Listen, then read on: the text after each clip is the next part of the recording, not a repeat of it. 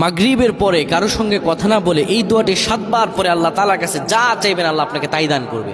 অভাবে আছেন, ঋণগ্রস্ত আছেন, মাথায় টেনশন, ঋণের বোঝা, বাড়িতে থাকতে পারতেছেন না, আল্লাহ সব আপনার পেরেশানি দূর করে দেবে ইনশাআল্লাহ, যদি আপনি আমলটি করতে পারেন।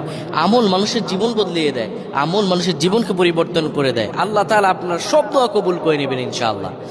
মাগরিব নামাজের পরে কিবলামুখী হয়ে থাকবেন, কারোর সঙ্গে কথা বলবেন না, কারোর সঙ্গে কথা না বলে কিবলামুখী হয়ে আপনি পড়বেন আল্লাহুম্মা আজিরনা মিনান নার, আল্লাহুম্মা আজিরনা মিনান নার, আল্লাহুম্মা আজিরনা মিনান নার। যদি এটি আপনি মাগরিব নামাজের পরে কারোর সঙ্গে কথা না বলে পড়ে 7 বার পরে দুটি হাত তুলে আল্লাহর কাছে দোয়া করেন, আল্লাহ জাহান্নামের আগুন থেকেও বাঁচাবেন এবং আল্লাহ আপনার সব দোয়াগুলো কবুল আর মঞ্জুর করে নেবেন। আল্লাহুম্মা আমিন।